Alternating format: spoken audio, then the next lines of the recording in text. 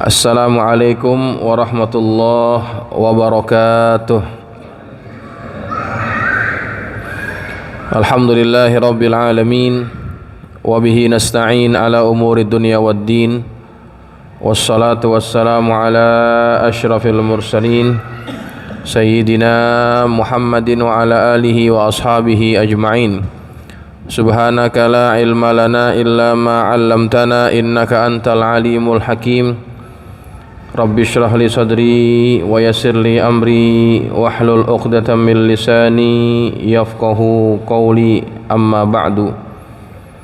Fa inna asdaqal hadithi kitabullahi ta'ala wa khairal hadi hadi Muhammadin sallallahu alaihi wasallam wa syarral umur muhdatsatuha wa kullu muhdatsatin bid'ah wa kullu bid'atin dhalalah wa kullu dhalalatin finnar. Hadirin hadirat jamaah Masjid Jami Al-Mubarakah yang dirahmati Allah. Alhamdulillah kita bisa duduk bersama di majelis ilmu mengkaji Quran dari tafsir dari tafsir Al-Munir. Kita masih bicara pada surah Ali Imran. Kita akan sambung pembahasan daripada surah Ali Imran ayat yang ke 36 ya. 36 sedikit lagi belum selesai ya. Kita akan baca ayatnya 37. Ya, kita baca ayat 37, nanti pembahasannya kita mulai sedikit lagi dari 36. Bismillahirrahmanirrahim. Qala al-musannifu rahimahullahu ta'ala wa ghafara lahu wa liwalidayhi wa limasyayikhihi wa nafa'ana bihi wa bi'ulumihi wa bikum fid dharaini amin. Radiyallahu ankum. Qala radiyallahu an. Jamaah sekalian, kita sambung dulu ayat yang ke-36 pada bahagian inni sammaituha wa inni sammaituha. Itu belum kita bahas. Wa inni sammaituha, dan sesungguhnya aku menamakan anak tersebut, ya, menamakannya. Ai hadhil binta, aku menamakan anak perempuan ini Maryama, yaitu Maryam. Aradat hannatu bihadhihi tasmiyati an tatluba minallahi ta'ala an ya'simaha min afatid dini wad dunya. Hannah menginginkan nama ini, menginginkan dengan penamaan ini, dengan nama Maryam, yaitu ia memohon atau dia mengharapkan dari Allah agar Allah memeliharanya dari afat, dari segala keburukan dunia dan akhirat, segala penyakit dunia dan akhirat, ya, keburukan gitu. Fa inna Maryama fi lughatihim, karena makna Maryam dalam bahasa mereka adalah orang yang dipelihara oleh Allah dari segala keburukan dalam bahasa Ibrani, ya. Wal abidah fi lughatil Arab, sedangkan dalam bahasa Arab Maryam itu artinya hamba Allah atau hamba perempuan. Abidah, ya, hamba Allah perempuan.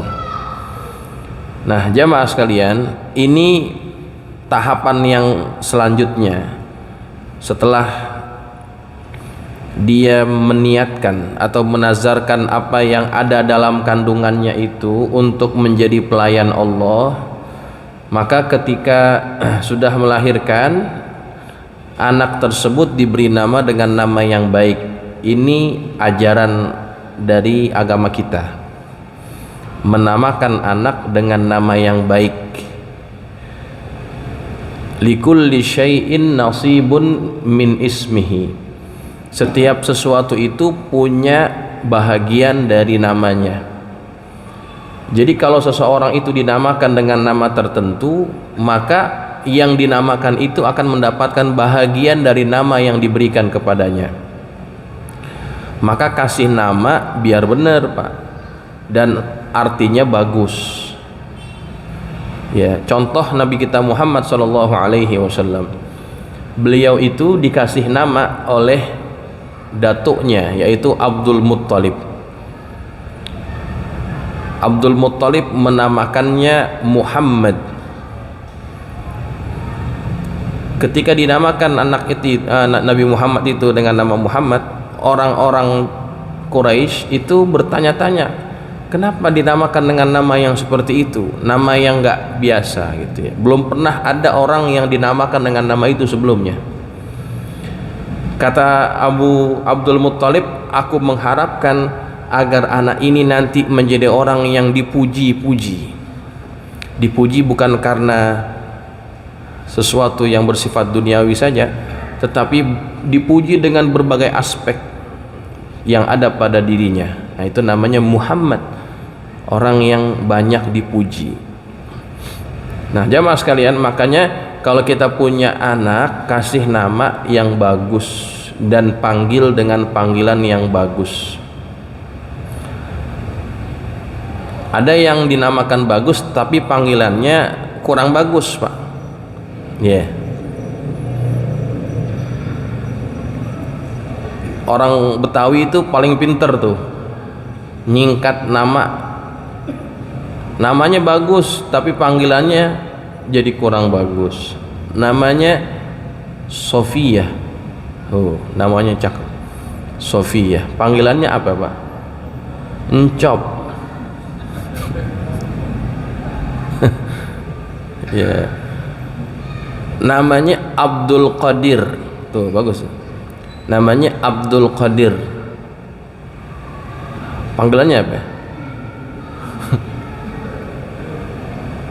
Panggilannya Ading. Ataupun ada juga yang dipanggil Dudung, Pak. Itu kan doa. Nama itu doa. Kita manggil orang itu doa. Ya. Makanya kasih nama biar bagus gitu. Jangan nih tren anak sekarang nih trennya mereka nggak mau punya nama anaknya pasaran. Tuh, coba itu. Jadi dicari nama yang susah, yang nggak pernah dipakai orang, tapi artinya juga dia nggak paham. Kadang-kadang dia lihat di buku, dibeli buku nama-nama gitu ya. Wah, ini cakep nih. Dia nggak tahu tuh bener apa enggak tuh. Disambung-sambungin jadi cakep gitu kata dia. Ya, nah jamaah sekalian, jadi pelajarannya kalau kita punya anak, kasih nama yang memiliki arti yang bagus. Apakah wajib pakai bahasa Arab? Enggak sih. Enggak mesti pakai bahasa Arab. Mau pakai bahasa apa saja boleh, yang penting artinya bagus. Ya, bahasa Arab boleh, lebih bagus pakai bahasa Arab karena bahasa Arab itu adalah bahasa Quran, ya, bahasa Nabi Muhammad SAW, dan dalam riwayat bahasa Arab adalah bahasa penduduk surga. Baik, jadi dinamakan dengan nama Maryam, ya. Kalau dalam agama Kristen disebut Mary, ya, Mary. Dalam Islamnya Maryam.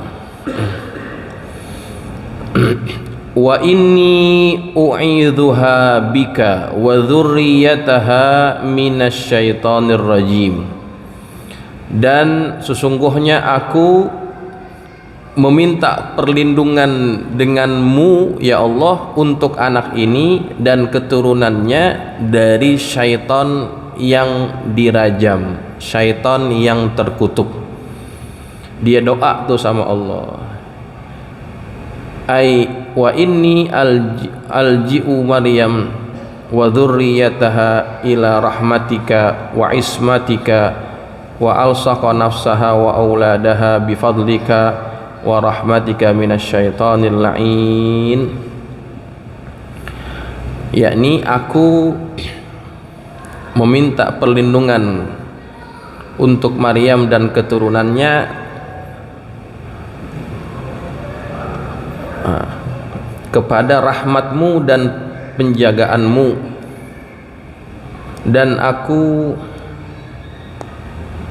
tempelkan, ya, aku lekatkan dirinya dan anak-anaknya dengan karuniamu dan rahmatmu dari gangguan syaitan yang dilaknat, ya.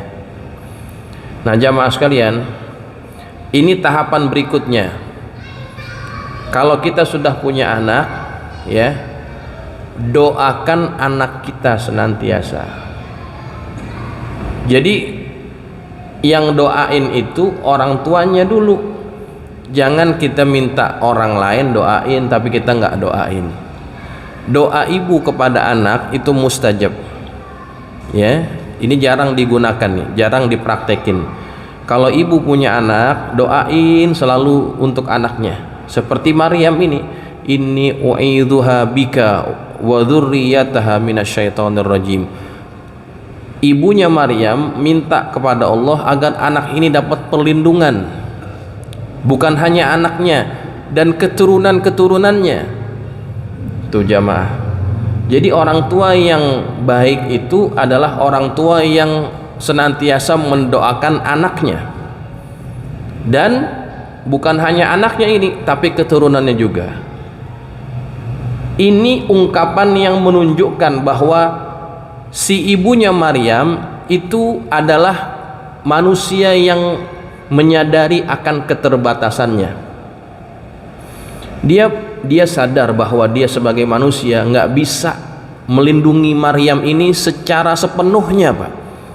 Manusia itu terbatas.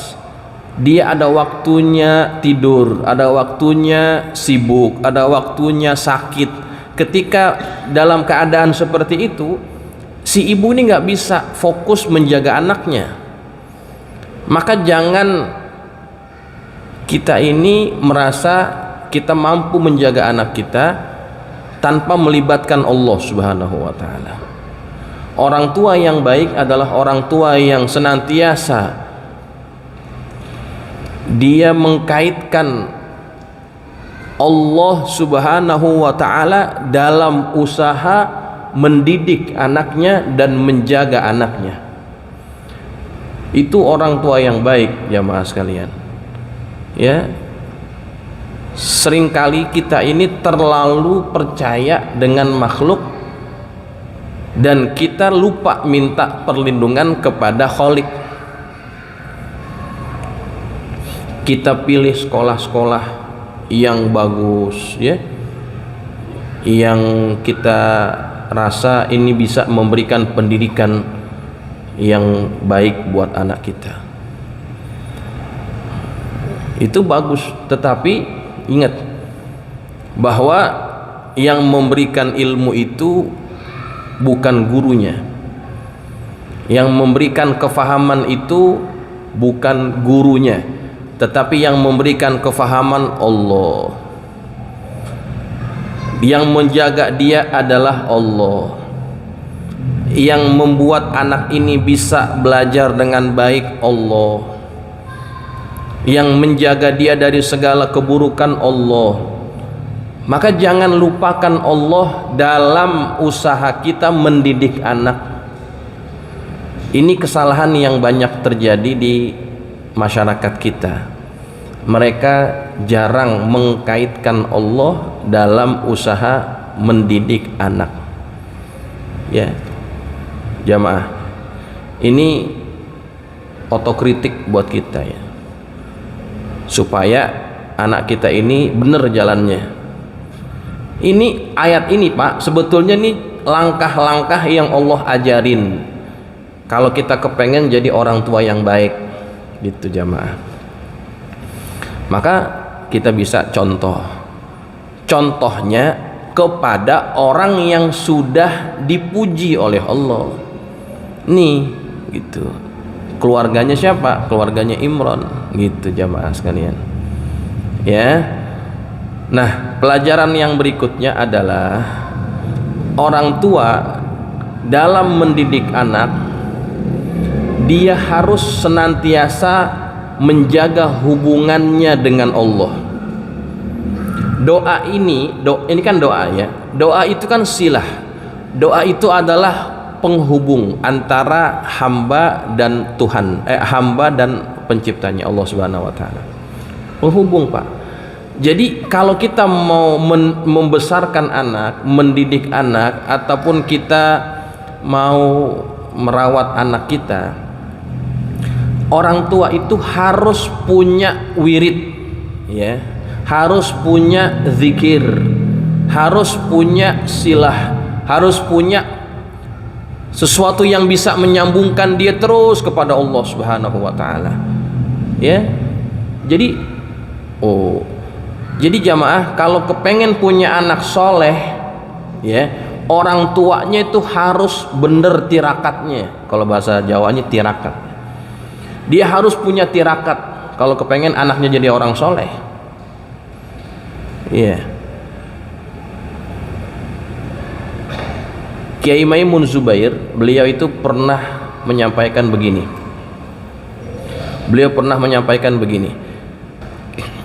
Kalau anak kalian pengen jadi anak soleh, maka ibunya, terutama saya pernah sampaikan ini juga, ibunya itu harus betul-betul menjaga hubungannya dengan Allah, harus tirakat, artinya rajin wiridnya, rajin ibadahnya tuh jamaah sekalian, karena itu hubungan antara seseorang dengan Allah Subhanahu wa taala.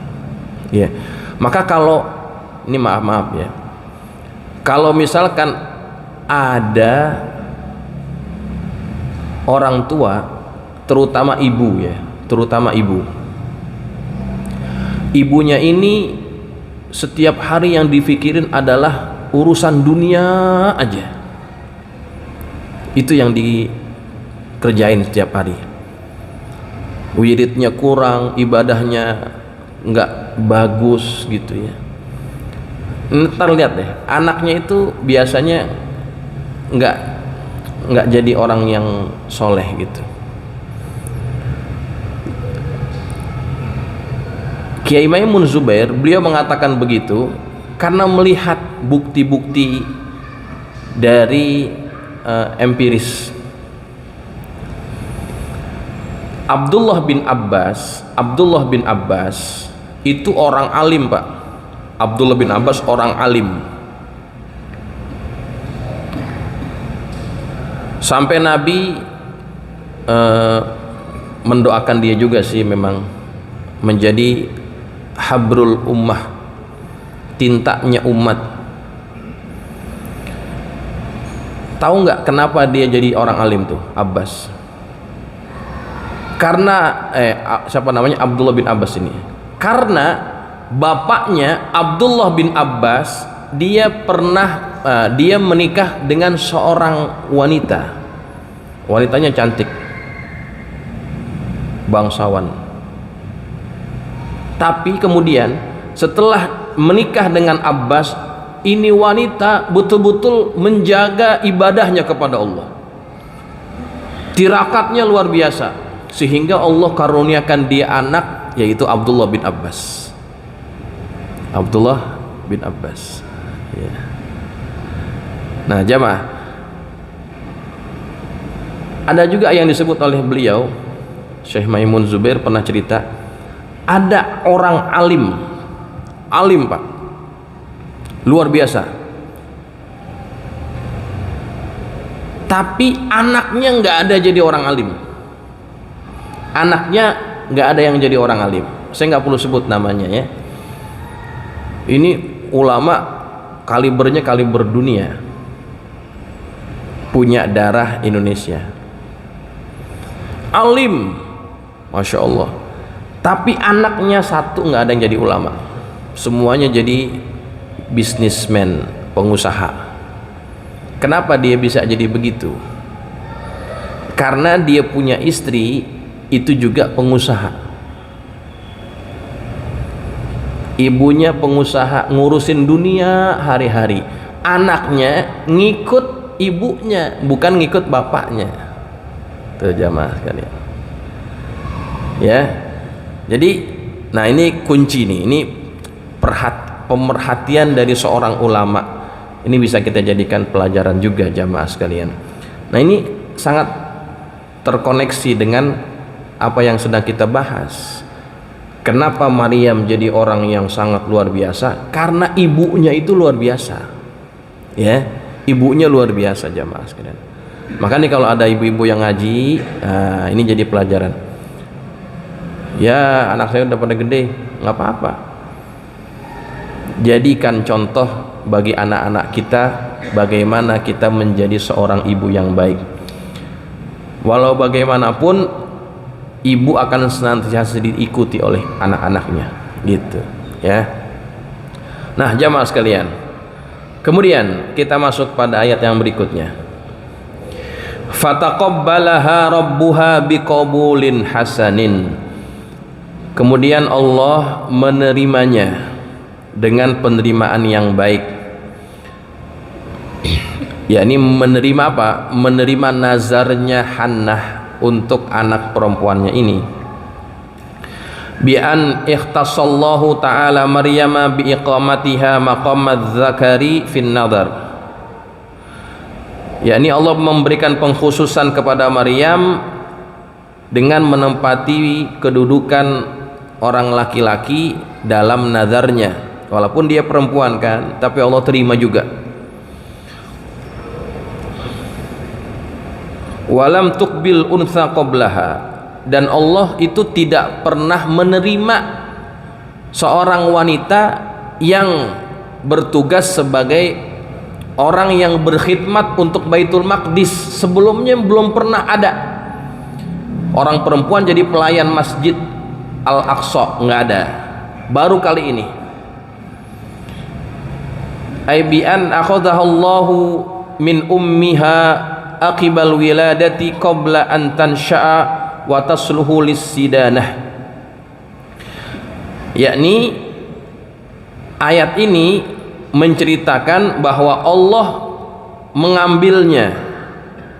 mengambil Maryam dari ibunya setelah kelahiran anak ini, sebelum anak ini tumbuh berkembang dan layak untuk bertugas menjadi pelayan masjid. Jadi jamaah, ketika ibu ini melahirkan masih dalam buayan ya, masih kecil gitu, itu diterima langsung nazarnya, diterima sama Allah Subhanahu wa taala ya. Nanti Allah yang bikin dia berkembang, nanti ada ceritanya. Nah, kemudian jamaah, ada riwayat yang kita perlu baca juga nih ya. Kemudian ruwiya, diriwayatkan, anna Hannata hina waladat Maryam lafatha fi khirqatin wa hamalatha ilal masjidi wa wada'atha indal ahbari abna'i Harun. Hannah ketika dia melahirkan Maryam, setelah dilahirkan anaknya itu dibungkus pakai selimut, kemudian dibawa anak ini ke masjid dan diletakkan di hadapan para ulama ya, para ahbar, para ulama yang mereka merupakan anak keturunannya Harun, anak keturunannya Nabi Harun. Dibawa tuh anak di hadapan mereka nih. Waqalat, Hannah berkata, khudhu hadhihin nadhirah, ambillah anak ini yang merupakan nazar saya. Disuruh ambil. Fatanafashu fiha, mereka ketika ditawarkan anak ini untuk dirawat, fatanafashu fiha, mereka berlomba-lomba, berebutan, gua aja deh gitu kira-kira. Kok bisa berebutan? Li'annaha kanat bintu imamihim al-a'zam fil ilmi wassalah, karena anak ini adalah anak imam mereka yang agung. Bapaknya Imran itu ternyata ulama juga, Pak, ulama besar. Ketika tahu ini anaknya Imran, mau diberikan kepada sebagai nazar, mereka berebutan karena Imran ini adalah imam besar mereka fil ilmi wassalah, dalam hal keilmuan, dalam hal kesolehan. Ini orang yang paling hebatnya. Tuh jamaah. Faqala Zakaria berkata, jadi Zakaria itu termasuk di antara yang berebutan. Ana ahaqqu biha, saya lebih layak untuk anak ini, biar saya aja yang rawat. Li anna khalataha indi, karena bibinya anak ini Maryam adalah istri saya. Jadi apa hubungan Maryam dengan Zakaria? Hubungannya adalah keponakan sama paman. Karena Imran itu punya saudara perempuan.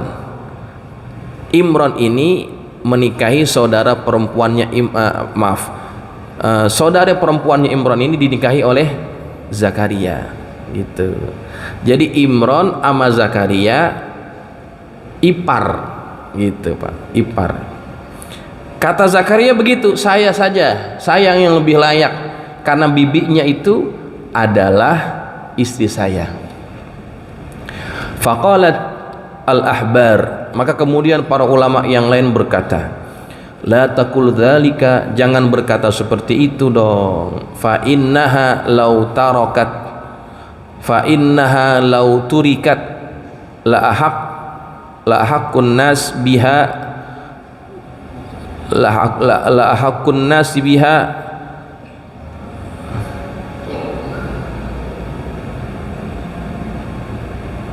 la tarakat li ummiha allati waladatha. Kamu jangan ngomong seperti itu, karena seandainya dia itu ditinggalkan, maka orang yang paling layak dengannya adalah ibunya, karena ibunya itulah yang melahirkan dia. Ente jangan ngomong ente yang paling layak karena pamannya gitu ya. Seandainya kalau mau pakai logika seperti itu, yang paling layak harusnya ibunya yang paling layak karena dia yang melahirkan gitu ya. Walakinna naqtari'u 'alaiha, sekarang kita putusin, kita harus mengundi. Apa mengundi itu? Kita buat perlombaan. Udah, nggak usah pakai berebutan, kita berlomba aja. Fantolaku, kemudian mereka itu pergi. Wakanu tis'atan wa ishrina, jumlah mereka itu adalah sebanyak 29 ulama. 29 ulama. Ila nahri jarin fi Halab, mereka menuju ke sungai, ke tepi sungai yang ada di Halab ya. Halab itu sekarang ada di negara Suriah, Halab. Yuqalu lahu Kurmuk, nama sungainya adalah Sungai Kurmuk. Fa'alqaw fihi aqlamahum allati kanu yaktubuna at-taurata biha. Jadi perlombaannya gimana tuh? Perlombaannya adalah kalian semuanya lemparkan semua pena yang kalian gunakan untuk menuliskan kitab Taurat. Lemparin. Ala anna kulla man irtafa'a qalamuhu fahuwa rajih. Siapa yang penanya, pulpennya itu mengambang, maka dia yang menang. Wa ala kulli qalamin ismu sahibihi, dan setiap pena mesti ditulis nama pemiliknya gitu. Tsumma alqau aqlamahum thalatha marrat, kemudian mereka melemparkan penanya ke sungai 3 kali. Fa fi kulli marratin yartafi'u qalamu Zakaria fawqal ma wa tarsubu aqlamahum fa akhadha Zakaria. Nah, setiap kali dilemparkan pena-pena mereka itu, yang ngambang hanya penanya Zakaria, sedangkan pena yang lainnya tenggelam. Fa'akhadhaha Zakaria, maka Zakaria lah yang mengambil anak ini, yang jadi perawatnya. Tuh jamaah sekalian, ya. Nah, sampai sini apa pelajarannya?